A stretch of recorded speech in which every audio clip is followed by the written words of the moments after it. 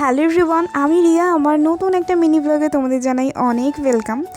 22 তারিখ ছিল আমাদের অ্যানিভার্সারি, আর অ্যানিভার্সারির দিন রাত 12টার পর আমার বর আমাকে যা যা গিফট দিয়েছে ও নিজেই সব সাজাচ্ছে ছবি তুলবে বলে।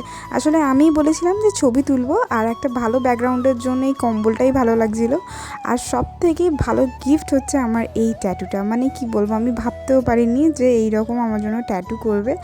আর গিফটগুলো না হয় একদিন তোমাদের একটা একটা করে সব ভিডিও করে আমি দেখাবো। তো 22 তারিখ সকালবেলা আমাদের প্ল্যানিং ছিল যে আমরা মন্দিরে গিয়ে পুজো দেবো, নাইকালী মায়ের মন্দিরে গিয়ে পুজো দেব। তো সেই মতন সকাল সকাল রেডি হয়ে কিন্তু চলে গেছিলাম নাইকালী মায়ের পুজো দিতে। আর আমরা নিয়েছিলাম একটা শাড়ি, আর যা যা লাগে সব কিছু আমরা নিয়েছিলাম। আর মন্দিরটা এখন খুব সুন্দর করে দিয়েছে। মানে আমি মন্দিরটা বানানোর পর একবারও যাইনি, এটা আমার ফার্স্ট টাইম। যখনই আমার বর আসে তখনই চেষ্টা করি একবার হলেও যাওয়ার।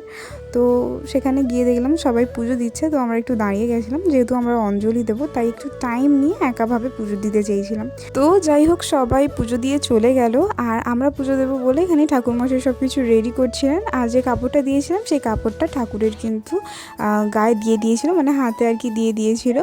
তো এখানে সত্যি বলতে ঠাকুরের মুখটা এত সুন্দর লাগে, আর মন্দির নতুন হওয়ার পর থেকে না আরও বেশি যেন মানে ঠাকুরটা চমকায়।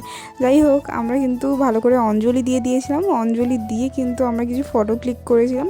আর যেহেতু আমরা সকাল থেকে কিচ্ছু খাইনি, পুরো একদম উপোস ছিলাম, তার জন্য ওখানেই নিরামিষ হোটেল আছে, সেখানেই বসে আমরা সকালে টিফিনটা করেছিলাম।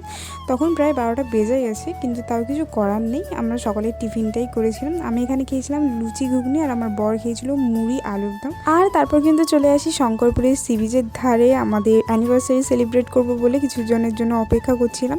তো অনেকজন এসেছিল, আবার অনেকজন আসেনি, কারণ ওরা কাজের জন্য ছুটি পায়নি। আর পরের দিনকেই ছিল যেহেতু সরস্বতী পুজো, যার জন্য একদমই ছুটি পায়নি।